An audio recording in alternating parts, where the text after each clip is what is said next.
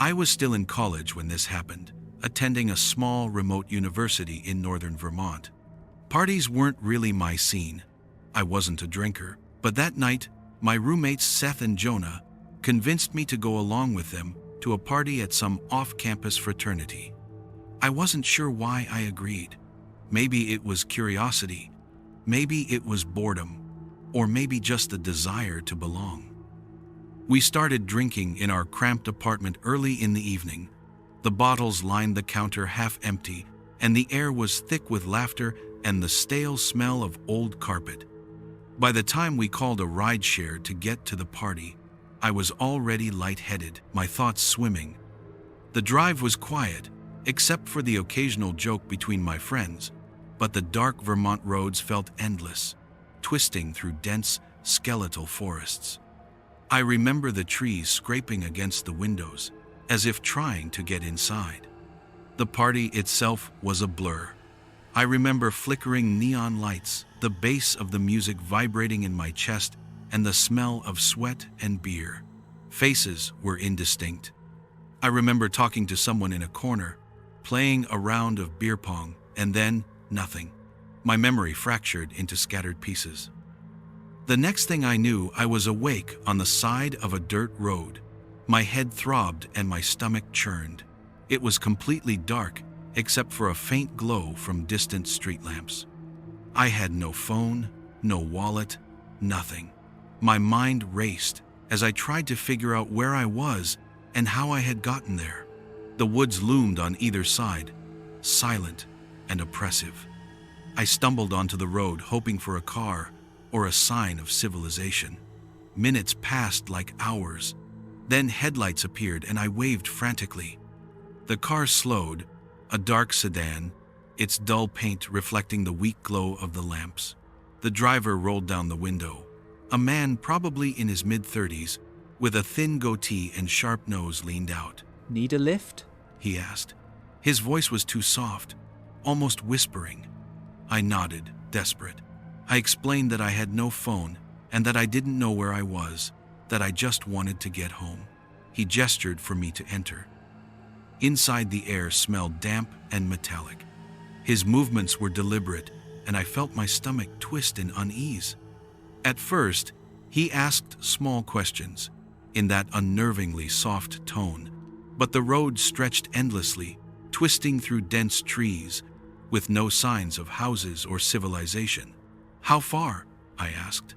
"Not far," he murmured, but every minute that passed, the shadows outside seemed to press closer, and the quiet in the car felt suffocating.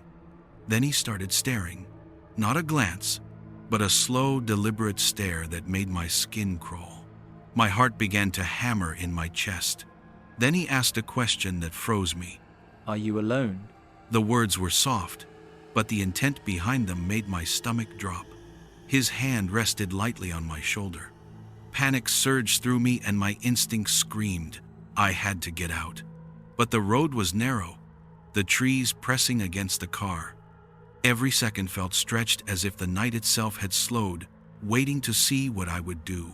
Finally, when he slowed the car slightly, I yanked the door open and ran. The air hit me like a wall, cold and sharp. Branches tore at my clothes and roots threatened to trip me, but fear lent me unnatural speed. I ran blindly into the woods, guided only by slivers of moonlight. Behind me, "Where are you?" the sound made the darkness feel alive, crawling, reaching. I crouched behind a tree, trembling, hands pressed to my mouth to stifle my breathing. Every rustle, every snapping branch sounded like him closing in. I stayed still until the engine finally roared away. I dared to move after what felt like hours, but it was probably only minutes. I made my way back to the road, still shaking, waiting for another car. When headlights appeared, I ran toward them, waving frantically. This time, the driver was older, gentler. I climbed into the back seat, almost unable to speak. My hands trembled and my voice cracked. I could barely answer his questions. By the time I reached my apartment, it was nearly dawn. My roommates had stayed up, worried, holding my phone, unable to comprehend how I ended up on the side of that deserted road. I never learned exactly who that first man was or why he let me go. But sometimes when the wind rustles through the trees outside my apartment, I hear his voice, full of intent. And even now, years later, I avoid the dark roads, I avoid the woods, and I avoid strangers, because when I close my eyes, I hear it again, echoing in the shadows. Where are you? I've always believed in small kindnesses. My mother used to say the world only holds together because of them, like invisible threads tying strangers to one another. That's what I told myself the night I pulled over for him. The storm was merciless. Rain hammered the highway into a black river, wipers thrashing uselessly against it. That's when I saw a tall figure standing on the shoulder, motionless, thumb raised stiffly toward the sky. He didn't even step back when my headlights struck him. He just stood there, waiting. Something deep inside told me, drive on, but I slowed and stopped anyway. He moved immediately, climbing into the passenger seat without hesitation. His coat clung to him, dripping onto the floor mats. He didn't thank me or smile, just folded his hands in his lap and stared straight ahead. Rough night to be out, I said, trying to cut the silence. He turned his head slowly, like he had to remember how the motion worked. His face was long, pale, features almost too symmetrical, like a mask carved to resemble a man. His eyes, they weren't right. Too dark, bottomless, like they were holes punched through his skull. Not the worst night I've had, He said. I swallowed. Where you headed? forward. I forced a weak chuckle. That's vague, Vagueness is safer. he said, and his mouth twisted into the faintest smile. Something inside me recoiled, and my grip on the wheel tightened. We drove in silence for miles, the storm drowning out everything else. But the air inside the car grew heavier, as though his presence filled every corner. Then he spoke again, soft but cutting. You trust too easily. I tried to laugh, but it came out thin, false. What makes you say that? Because you stopped. Because you thought I was human. The words struck me like ice water. What are you talking about? His lips peeled back into something that wasn't a smile anymore, more like a crack splitting open. I've walked these roads for centuries. Some drivers see danger and speed by, but the ones that stop, the ones that open their door to me, they belong to me. I shook my head, trying to focus on the road, but his words pressed into me like claws. You're crazy, I whispered to myself, but he heard it and leaned closer, his face too near mine. His eyes were pits now, bottomless voids, and when he spoke, his voice was deliberate. Not crazy, eternal. The lights of an oncoming truck lit his face for a heartbeat, and the mask of flesh rippled. I saw what lived beneath, glimpses of twisted shapes, writhing, burning. Something with wings folded wrong, something with teeth where no mouth should be. The illusion snapped back into his face like rubber, but I had seen enough. Panic surged through me. I pressed harder on the gas, desperate for lights or people, for anything human. That was when his hand moved, quick. His fingers clamped around my wrist with a force that felt inhuman, burning cold and searing hot all at once. The car swerved violently, its tires screaming across wet asphalt. His breath stank of sulfur and blood. Calm down. It's easier if you don't fight. I fought anyway, jerking the wheel, trying to pull free. Pain shot through my arm as his grip tightened, crushing. His other hand slipped into his coat and emerged with a blade that shimmered unnaturally, shifting like fire and shadow at once. I've been waiting for someone like you. Strong, stubborn. It makes the taking sweeter. The car jolted off the shoulder and slammed into the ditch. My head cracked against the window, sparks bursting in my vision. Through the haze, I felt the knife press against my ribs. You shouldn't have stopped, but I'm glad you did. The blade slid in, and fire ripped through my chest. My breath came wet, shallow. He twisted slowly, savoring it. My scream caught in my throat, swallowed by the storm. The world tilted and my hand slipped from the wheel. He leaned closer, his face shifting again, flesh flickering like a broken mask. For a moment I saw the thing beneath fully. Horns curling from a fractured skull, skin cracked and glowing from within, wings like torn shadows pressing against the confines of the car. His grin split wider than a face should allow. I always remember their souls. Yours will feed me for a very long time. Darkness clawed at my vision as my heart faltered. He pressed his lips close to my ear, his breath searing cold. Forward, He said, voice echoing inside me, not just in the car but in my skull, my bones. That's where we're both going now. The last thing I saw was my reflection in the windshield. Not mine anymore. My eyes had turned as black as his, and my mouth stretched into the same terrible grin. And then nothing but rain. I never thought a simple drive down the highway could unravel the seams of my reality. But that night, I learned how thin the veil really is. It was raining, the kind of relentless downpour that turns the asphalt into black glass and leaves the world muted, save for the hiss of tires and the occasional rumble of distant thunder. I was headed home after a long shift, mind numb, eyes heavy, when I saw her. She was standing at the edge of the road, thumb out, drenched, hair plastered to her face, shivering in a coat that looked far too thin for the weather. Something about her presence made me uneasy, not fear but a sharp, instinctive awareness, like the hairs on my neck were trying to warn me. Still, I pulled over. She got in without a word, dripping water onto my seat, her eyes hidden beneath the curtain of wet hair. The smell hit me then, a sharp, metallic tang mixed with something sweet and rotten, faint but unmistakable. I coughed, waving a hand in front of my face, but she just sat there staring out the windshield. "How far you headed?" I asked. She tilted her head toward me, and when she finally spoke, her voice was soft, almost a whisper. "Not far, but maybe far enough." The drive continued in silence, punctuated only by the rain drumming against the roof, and then, slowly, the car's radio began to crackle until eventually it was just static. I tried to turn it off, but the dial wouldn't budge. There were whispers behind the static, which grew louder, more insistent, and I realized, too late, that they weren't coming from the radio. They were coming from her. Her eyes had changed. At first I thought it was just the reflection of the dashboard lights, but no, they were black, deep and liquid, and her lips curled into a smile that didn't reach the rest of her face. "I can help you." Her voice now was different, layered, echoing. "I can show you what you want, what you need, but you'll have to give me everything." I laughed nervously, shaking my head. "I don't know what you're talking about." "You do." And then she leaned forward.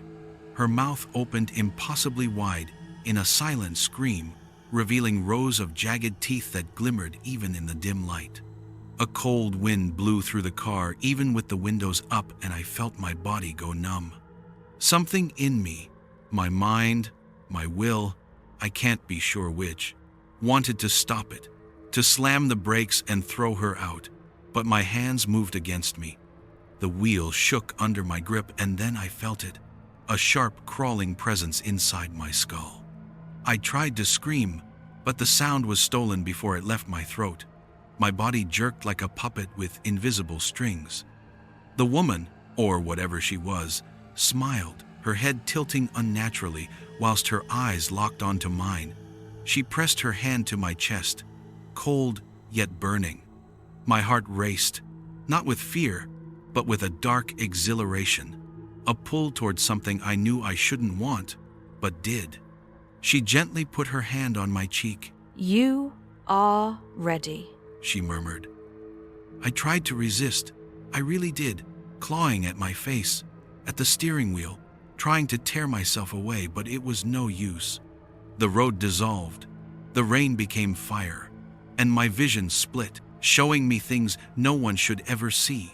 faces screaming behind windows in abandoned houses, shadows moving against shadows, endless corridors that twisted impossibly back onto themselves, and through it all, her voice, now clearly not human, was chanting in sync with the thrum of my heart.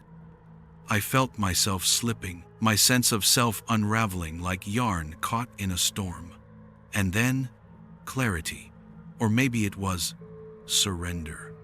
A voice inside me, not my voice, but something older screaming in panic, fight. I grabbed the wheel and pulled hard, snapping the car into a ditch.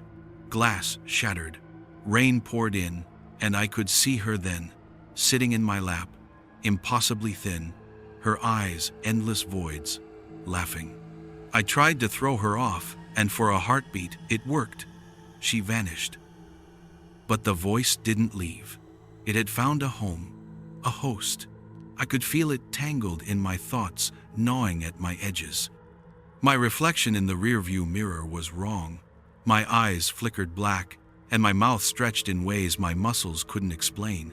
I screamed and realized the sound was mine and hers, fused, a single thing. I drove home in silence after that, and when I reached my house, I saw my wife asleep in bed, unaware of the war raging inside me. I tried to speak, to warn her, to scream, but the words came out as laughter.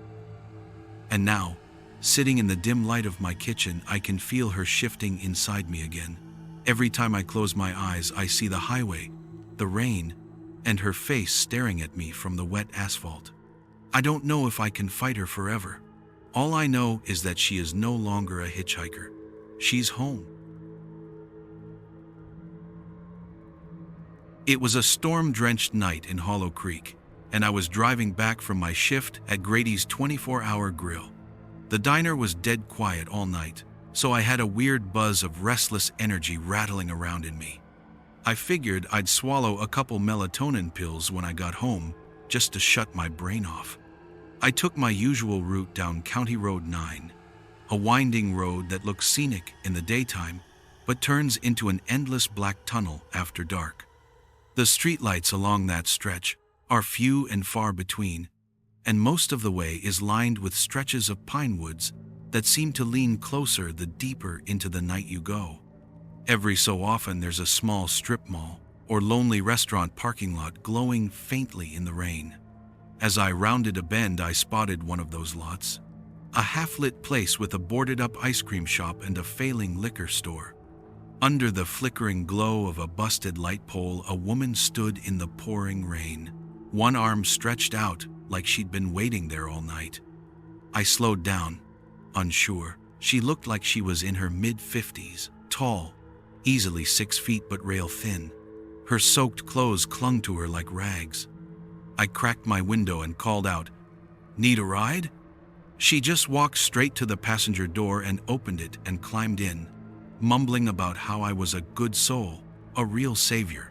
Her voice was gravelly, almost too low to belong to a woman. I asked where she was headed. She said, "Just past town. Keep driving.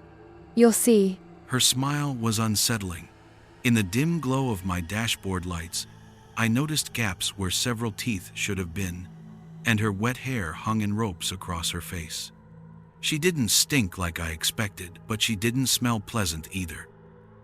I pulled into a gas station at the crossroads, Miller's stop, and told her I was going to fuel up. I offered to grab her something to eat, trying to be polite, but she just shook her head with that awful grin. Inside, I paid for gas and grabbed a pack of hard seltzers for the weekend and returned to the SUV. She was gone. No trace of her. The lot was tiny and the rain made it easy to see if someone had run off. There was nothing, just wet pavement. I felt a twinge of guilt, but also relief. I fueled up, got back on the road and made it home to my ground floor apartment on Hickory Street. The foyer door was always left unlocked. Only the inner apartment doors were secured. I slipped inside, set the drinks on the counter, and swallowed 2 melatonin pills before collapsing into bed. Sleep wouldn't come. My mind kept circling back to her face, her smile, those eyes that seemed a little too wide for her skull. Every sound in the apartment felt sharper than usual. The creaks, the faint hum of the refrigerator, and even the muffled steps of the tenant upstairs seemed louder than usual. At some point, exhaustion dragged me under. I woke hours later in darkness, bone-dry mouth, head heavy. Something was wrong. Melatonin usually left me dead to the world. I sat up and reached for my water on the nightstand when I saw a figure crouched low in the corner of my bedroom, half hidden behind the dresser. Knees bent, arms folded against its chest, its face obscured in the dark. My first thought was hallucination, or that I was still asleep and dreaming. The figure stood up. It didn't run or speak. It simply straightened, turned, and walked out of the room with slow, deliberate steps. But there were no sounds, no creaking floorboards, no opening door, no footsteps trailing away. I sat there paralyzed until I finally grabbed my phone and called my dad. He answered groggily, and when I explained in a panicked whisper what I'd seen, he said, "Pete, you just had a night terror. Go back to sleep." I stayed on the phone with him while I forced myself out of bed, turned on every light, and scoured the apartment. Empty. Nothing out of place. By the time I locked my bedroom door and crawled back under the blankets, I had almost convinced myself it was all in my head. When I went to leave for the gym next morning, the foyer door was already unlocked. My stomach dropped, and I checked every room again. No one. I went outside and opened the back seat of my SUV to toss in my gym bag. That's when I saw that the floor mats were stained with damp, yellow-brown blotches. My old blanket that always stayed back there was gone. I knew then. She hadn't left at the gas station. She had climbed into the back seat and had come home with me. My dad told me not to bother the police if nothing was stolen, but he didn't understand something was taken. Not just my blanket. Something else. Something I couldn't name, but could feel hanging in the air of my apartment, clinging to me like her unpleasant smell. I didn't go to the gym that day. I didn't sleep right for weeks. And within a month, I packed up and left Hollow Creek. But even now, some nights when it rains, I swear I hear her voice outside my window. Just past town. Keep driving. You'll see.